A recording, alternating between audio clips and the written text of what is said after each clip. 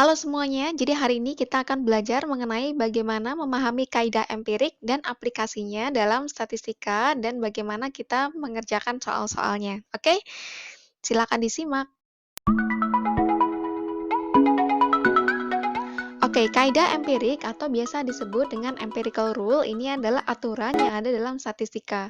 Aturan ini hanya berlaku untuk kurva yang normal atau data yang berdistribusi normal. Nah, apa itu data yang berdistribusi normal? Data yang berdistribusi normal ini bentuknya seperti ini ya, teman-teman.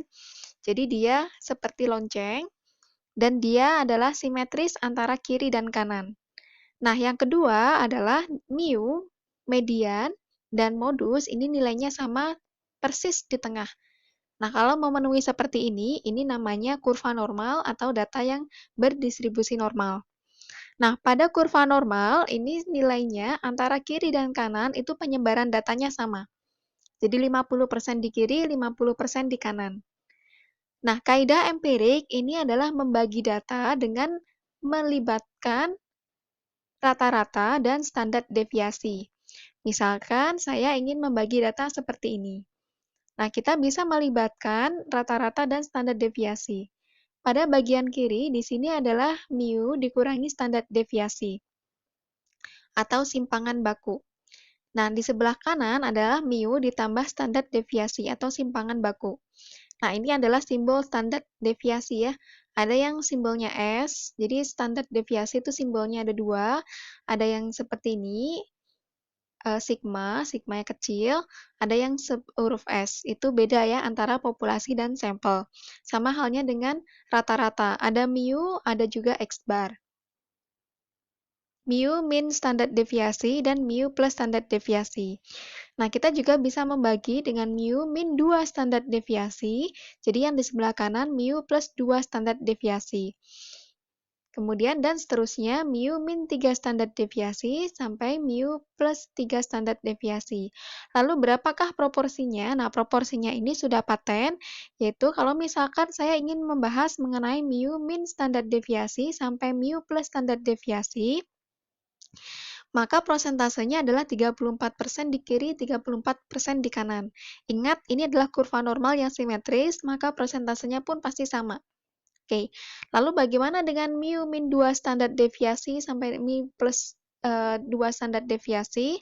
Maka prosentasenya seperti ini. Oke, 13,5%, berarti di sini 13,5% dan seterusnya. Nah, prosentasenya ini sudah paten. Apa makna presentasenya? Jadi maksudnya begini. Data antara mu dikurangi standar deviasi sampai mu plus standar deviasi, ini jumlah datanya adalah 68%. Nah, kalau misalkan teman-teman ingin tahu berapakah jumlah data antara mu min 2 standar deviasi sampai dengan mu plus 2 standar deviasi, berarti harus menjumlahkan persentasenya. 13,5 ditambah 34 ditambah 34 ditambah 13,5. Totalnya adalah 95% data. Artinya, 95% data berada di antara mu min 2 standar deviasi sampai dengan mu plus 2 standar deviasi. Oke, jadi intinya ini adalah mengetahui penyebaran data pada kurva normal atau data yang berdistribusi normal. Baik, kita lanjutkan untuk penerapannya. Misalkan ada suatu perusahaan yang memiliki banyak cabang di beberapa kota. Total jumlah karyawan yang dimiliki perusahaan tersebut adalah 2.000. Rata-rata penghasilan karyawannya adalah $200 per orang. Kemudian diketahui standar deviasinya adalah $25. Yang ditanyakan adalah bagaimanakah kita menginterpretasikan penyebaran datanya? Apabila kita mengasumsikan bahwa data ini berdistribusi normal, maka kita bisa menggunakan kaidah empirik. Nah, di kaidah empirik, misalkan saya ingin mengetahui penyebaran data antara mu dikurangi standar deviasi sampai mu plus standar deviasi. Kita tahu bahwa rata-ratanya adalah $200. Kita ingin mengetahui penyebaran data di antara ini.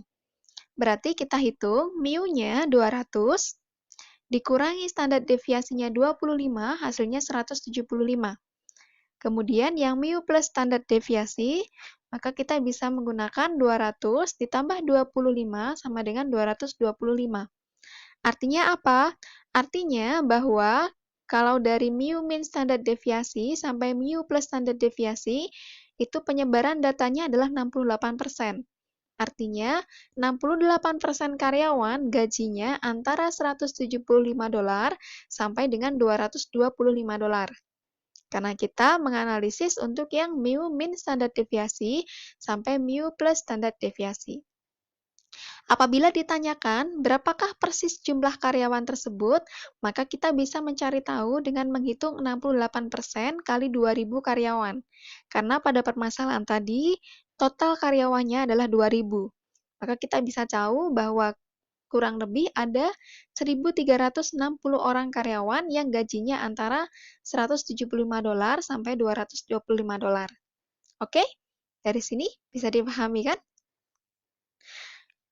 Nah, selanjutnya teman-teman bisa menggunakan contoh soal yang tadi untuk menginterpretasi persentase berapa karyawan pada gaji tertentu.